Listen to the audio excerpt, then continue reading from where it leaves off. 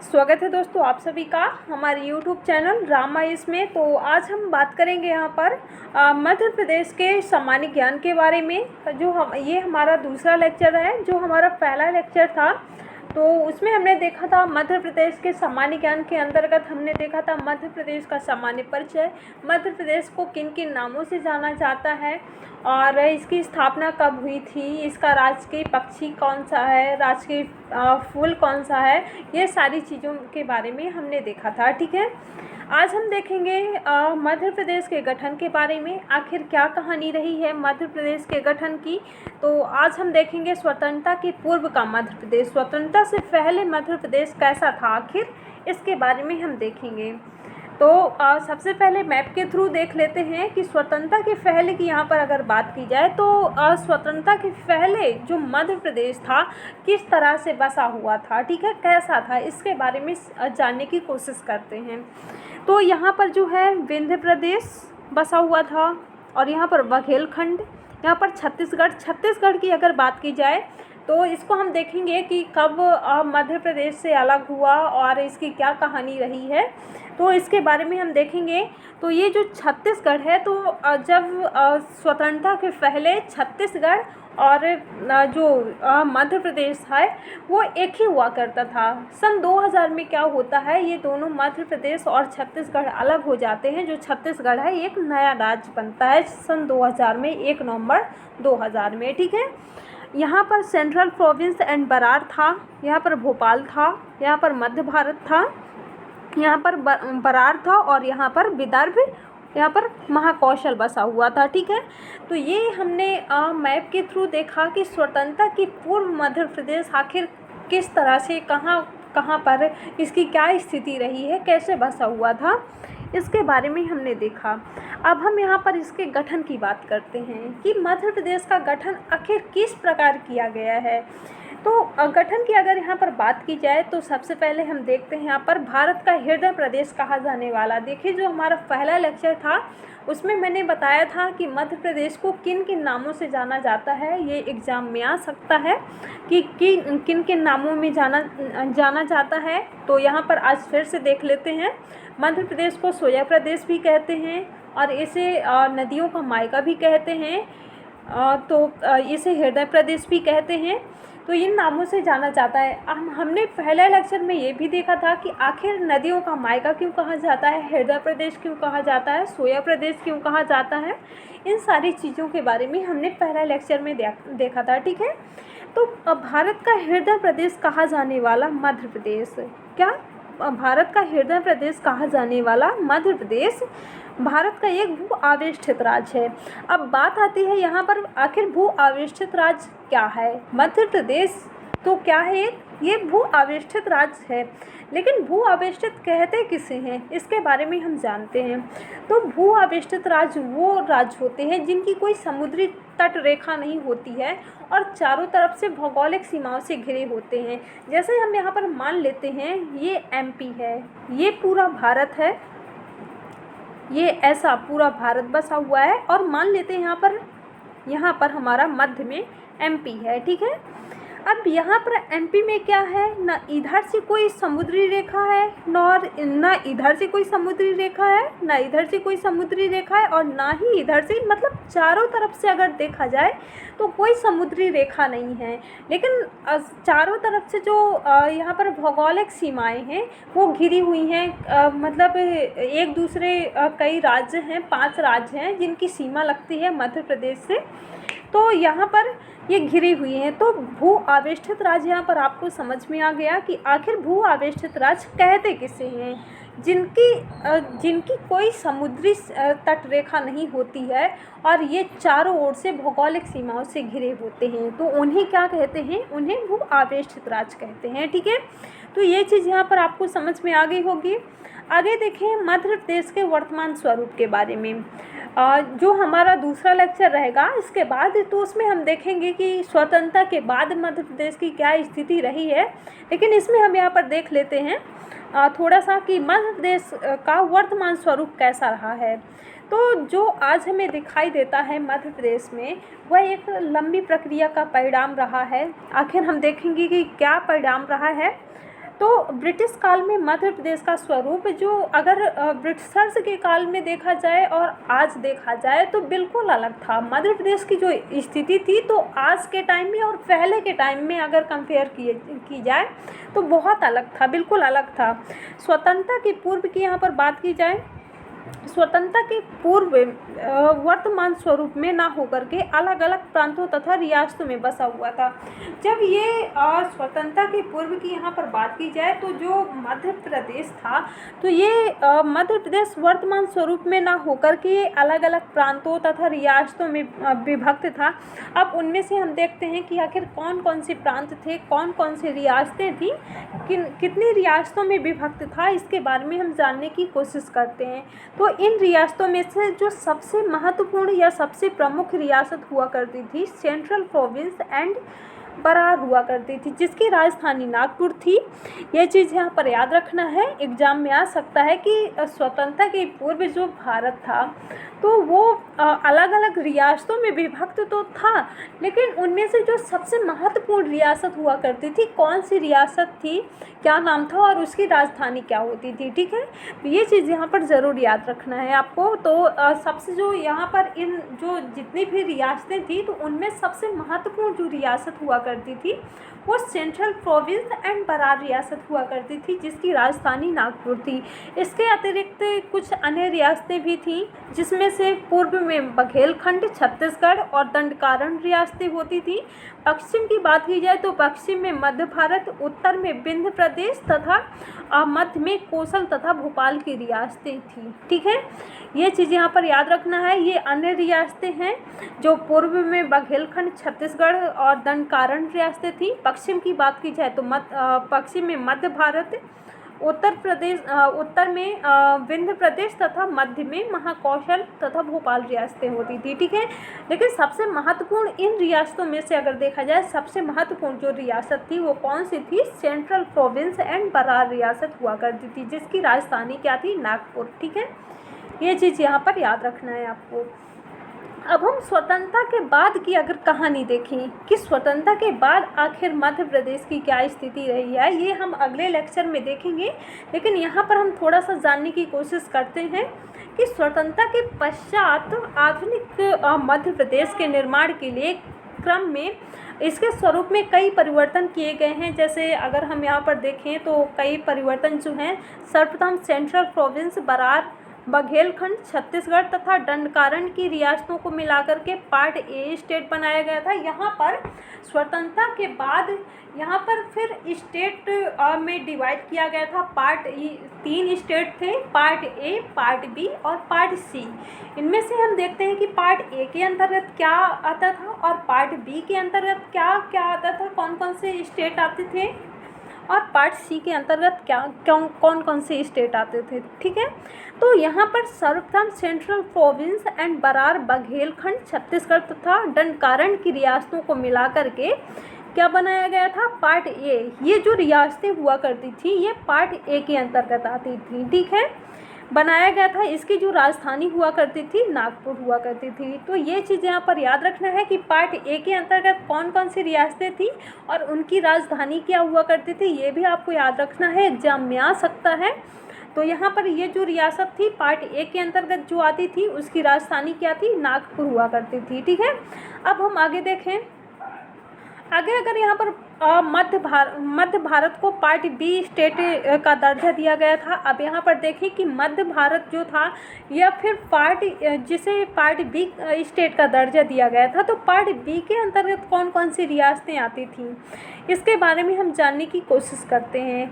तो part B की जो रियासत हुआ करती थी पार्ट बी में, तो पार्ट बी स्टेट को, मध्य भारत को पार्ट बी स्टेट का दर्जा दिया गया था और इसकी राजधानी ग्वालियर एवं इंदौर हुआ करती थी। तो यहाँ पर आपके दिमाग में क्वेश्चन आ रहा होगा कि आखिर ये दो जो ग्वालियर और इंदौर था, तो ये दो यहाँ पर राजधानी कैसे आती थी।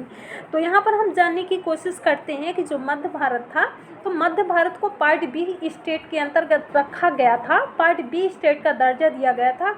और यहाँ पर जो ग्वालियर एवं इंदौर है, तो यहाँ पर 2 राजधानियाँ हुआ करती थी। ये दोनों राजधानियाँ 6-6 माह के लिए होती थी। 6 माह के लिए ग्वालियर राजधानी हुआ करती थी और 6 माह के लिए इंदौर राजधानी हुआ करती थी। ठीक है, तो ये चीज़ यहाँ पर समझ में आ गया आपको। आगे बात करें, इसके अतिरिक्त विंध्य प्रांत को पार्ट सी स्टेट का दर्जा दिया गया था और इसकी जो राजधानी हुआ करती थी रीवा हुआ करती थी। ठीक है, तो ये यहाँ पर याद रखना है कि मध्य भारत जो था तो इसे पार्ट बी स्टेट का दर्जा दिया गया था और इसके अतिरिक्त जो विंध्य प्रांत था तो उसे पार्ट सी का दर्जा दिया गया था। इसकी जो राजधानी हुआ करती थी रीवा इसकी राजधानी हुआ करती थी। भोपाल जो था तो भोपाल को एक स्वतंत्र प्रांत बना करके पार्ट सी स्टेट के अंतर्गत ही रख दिया गया था। तो यहाँ पर भोपाल पे आपको फोकस करना है कि जो भोपाल था तो उसे स्वतंत्र स्टेट बना दिया गया था, लेकिन इसे किसके अंतर्गत रखा गया था? पार्ट सी स्टेट के अंतर्गत रखा गया था। ठीक है, अब हम यहाँ पर आगे चर्चा करें। ये जो विभाजन हुआ था part A, part B, part C, कहीं कहीं पर आपको पार्ट डी भी देखने को मिलेगा। तो जो पार्ट डी था तो पार्ट डी में अंडमान निकोबार द्वीप समूह शामिल थे। ठीक है, तो ये चीज़ भी आपको याद रखना है। वैसे आपको 3 part A, part B, part C तक डिवाइड मिलेगा। अगर पार्ट डी भी आए तो पार्ट डी में जो थे आपके अंडमान निकोबार एवं द्वीप समूह शामिल थे। ठीक है, तो यहाँ पर देखिए जो part A, part B, part C ये स्वतंत्रता के बाद ये डिवाइड किया गया था, तो ये से किस आधार पर आखिर किया गया था? तो यहाँ पर अगर हम फोकस करें तो ये जो विभाजन हुआ था तो ये भौगोलिक आधार पर हुआ था, ना कि भाषागत आधार पर। ठीक है, तो ये ज़रूर आपको याद रखना है, एग्जाम में आ सकता है कि जो ये विभाजन हुआ था स्वतंत्रता के बाद तो ये किस आधार पर हुआ था? भाषागत आधार पर हुआ था या क्षेत्रीय आधार पर हुआ था या भौगोलिक आधार पर हुआ था? ये चीज़ें यहाँ पर आपको ज़रूर याद रखना है। ठीक है, तो इसका जो विभाजन हुआ था किस आधार पर? भौगोलिक आधार पर हुआ था, न कि भाषागत या क्षेत्रीय आधार पर। आगे बात करें हम 20 दिसंबर सन 1953 की, यहाँ पर अगर बात करें 20 दिसंबर सन 1953 में एक फजल अली की अध्यक्षता में राज्य का पुनर्गठन होता है। तो उसमें से अगर यहाँ पर सदस्यों की बात की जाए कि 20 दिसंबर 1953 ईस्वी में जब फजल अली की अध्यक्षता में राज्य पुनर्गठन आयोग की स्थापना की गई थी तो उसमें 2 सदस्य थे जिनका नाम था हृदयनाथ कुंजरू के एम पर्णिकार, ये 2 सदस्य थे। ठीक है, ये चीज़ यहाँ पर ज़रूर याद रखना है, जिन्होंने क्या किया था 1955 ईस्वी को अपनी रिपोर्ट सौंपी थी। रिपोर्ट में कुछ ऐसा था कि भारत में 14 राज्य व 6 केंद्र शासित प्रदेशों की गठन की अनुशंसा की गई थी। ठीक है, ये चीज़ यहाँ पर याद रखना है कि ये जो रिपोर्ट थी 1955 ईस्वी में ये जो रिपोर्ट सौंपी गई थी तो ये रिपोर्ट में आखिर क्या खास बात थी? तो इसमें इस रिपोर्ट के अंतर्गत भारत में 14 राज्य और 6 केंद्र शासित प्रदेश के गठन की अनुशंसा की गई थी। अब इसमें से हम देखें कि आखिर कौन कौन से 6 केंद्र शासित प्रदेश थे, 14 राज्य कौन से थे।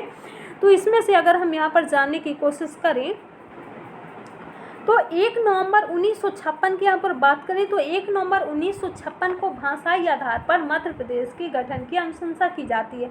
यहाँ पर आपको याद रखना है, सबसे पहले गठन की बात की जाए मध्य प्रदेश की तो 1 नवंबर 1956 को इसकी भाषाई आधार पर, वहाँ पर क्या था जो स्टेट में विभक्त किया गया था वो भौगोलिक आधार पर किया गया था। लेकिन यहाँ पर क्या होता है 1 नवंबर 1956 ईस्वी में ये यहाँ पर जो विभाजन होता है या गठन होता है, यहाँ पर जो गठन होता है वो किस आधार पर होता है? भाषा के आधार पर होता है। ठीक है, आगे बात करें हम आयोग की अनुशंसा पर मध्य प्रदेश के गठन से संबंधित कुछ परिवर्तन भी हुए हैं, तो उनके बारे में अगर हम यहाँ पर देखें तो सर्वप्रथम पार्ट ए स्टेट जो था, अभी जो हमने पढ़ा part A, part B, part C जो हमने पढ़ा, तो ये जो पार्ट ए स्टेट था तो पार्ट ए स्टेट के अंतर्गत 8 जिलों को महाराष्ट्र देकर पार्ट ए की शेष 15 रियासतों को मध्य प्रदेश में मिला लिया गया था। ठीक है, यहाँ पर कौन से 8 ज़िले, ये भी हम देखेंगे। ये जो 8 ज़िले थे ये मराठी भाषाई 8 ज़िले थे। इनमें से बुल्ढाना, वर्धा, भंडारा, अमरावती, अकोला, चांदा, यवतमाल तथा नागपुर, ये 8 ज़िले हुआ करते थे। ठीक है, और ये जो 8 ज़िले थे ये मराठी भाषाई 8 ज़िले हुआ करते थे। ठीक है, आगे बात करें हम, इसे किस स्टेट में रखा गया था? पार्ट ए स्टेट के ज़िलों को इसे ये जो ज़िले थे 8 ज़िले, तो ये महाराष्ट्र देकर पार्ट ए की शेष 15 रियासतों को मध्य प्रदेश में मिला लिया गया था। ठीक है, ये 8 ज़िले जो थे कौन से? मराठी भाषाई 8 ज़िले थे। आगे बात करें पार्ट बी स्टेट की, तो पार्ट बी में आता है आपका, जैसे कि अभी हमने देखा पार्ट बी स्टेट को कुछ परिवर्तनों के साथ साथ मध्य प्रदेश में मिला लिया गया। जो पार्ट बी था तो उसमें मध्य प्रदेश जो था तो उसे मिला लिया गया था, जिसमें कुल 26 रियासतें थीं। अभी हमने पार्ट ए में जो देखा तो उसमें जो रियासतें थीं तो उनमें कुल 15 रियासतें थीं, तो 15 रियासतों को मध्य प्रदेश में मिला लिया गया था। अब यहाँ पर क्या होता है, यहाँ पर पार्ट बी के अंतर्गत ये जो पार्ट बी को कुछ परिवर्तनों के साथ मध्य प्रदेश में मिला लिया गया था, जिसमें से कितनी रियासतें हुआ करती थी? 26 रियासतें थी। अब इन परिवर्तनों में सबसे पहले जो परिवर्तन हुआ था, मंदसौर जिले की भानपुरा तहसील को सुनेल टप्पा राजस्थान को दिया गया था, जबकि कोटा की सिरोंज तहसील को मध्य प्रदेश के विदिशा में मिला लिया गया था। ठीक है, तो ये चीज़ यहाँ पर क्लियर हो गई। आगे बात करें हम पार्ट सी स्टेट की, तो पार्ट सी स्टेट के अंतर्गत क्या हुआ था? पार्ट सी स्टेट को भोपाल रियासत सहित मध्य प्रदेश में मिला लिया गया था। ठीक है, पार्ट सी जो था इसे जब स्टेट में विभक्त किया गया था तो जो भोपाल था तो इसे एक स्वतंत्र राज्य बनाया गया था। ठीक है, इसे स्वतंत्र बनाया गया था, लेकिन इसे किसके अंतर्गत रखा गया था? पार्ट सी स्टेट के अंतर्गत रखा गया था। तो इसे क्या किया जाता है? पार्ट सी स्टेट को भोपाल रियासत सहित मध्य प्रदेश में मिला लिया जाता है, जिसमें से कितनी रियासतें थीं? कुल 38 रियासतें थीं। इस प्रकार पार्ट ए, पार्ट बी एवं पार्ट सी क्रमशः 15, 26 और 38। ठीक है, पार्ट ए में जो था 15 रियासतें, पार्ट बी में 26 रियासतें, पार्ट सी में 38 रियासतें। कुल रियासतें मिलाकर के यहाँ पर कितनी हो जाती हैं? 79 रियासतें हो जाती हैं। ठीक है, कुल रियासतों को मिलाकर के मध्य प्रदेश का फिर यहाँ पर क्या किया गया था? गठन किया गया था। ठीक है, अब हम इनको एक बार दोबारा से देख लेते हैं तो और अच्छे से आपको याद हो जाएगा। तो अगर यहाँ पर हम बात करें मध्य प्रदेश के गठन की, अब मध्य प्रदेश का गठन कब हुआ था और दोबारा इसका पुनर्गठन कब होता है, इसके बारे में भी हम बात करते हैं। तो मध्य प्रदेश का जो गठन हुआ था 1 नवंबर 1956 को हुआ था और जो भोपाल था तो भोपाल को एमपी की राजधानी के रूप में चुना गया था। ठीक है, 1 नवंबर 1956 ईस्वी को।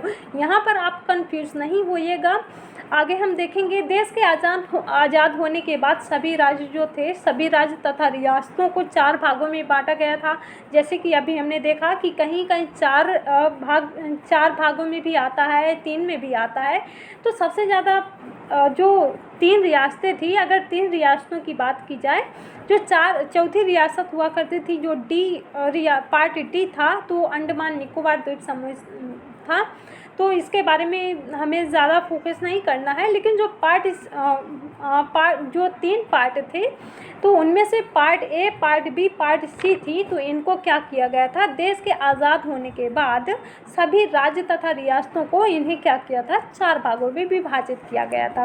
अब पार्ट ए के अंतर्गत अगर हम देखें तो पार्ट ए ऐसे राज्य रियासतें जो अंग्रेज़ों के अधीन थे। पार्ट ए के अंतर्गत ऐसे राज्य और रियासतें आती थी जो अंग्रेज़ों के अधीन थी तथा जिन्हें ब्रिटिश प्रांत के नाम से जाना जाता था। ठीक है, यहाँ पर आपको एक चीज़ और याद रखना है, जो पार्ट ए के अंतर्गत जो रियासत हुआ करती थी उसे किस नाम से? ब्रिटिश प्रांत के नाम से जाना जाता था।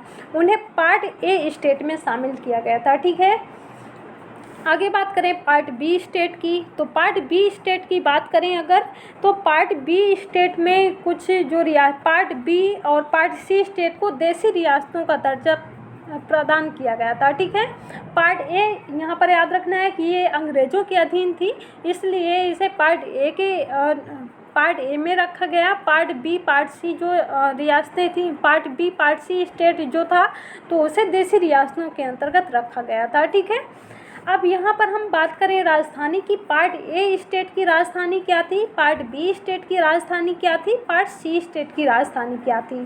जैसे कि अभी हमने देखा कि जो पार्ट ए स्टेट था तो उसकी राजधानी नागपुर हुआ करती थी, और जो पार्ट बी स्टेट था तो उसकी राजधानी ग्वालियर तथा इंदौर हुआ करती थी।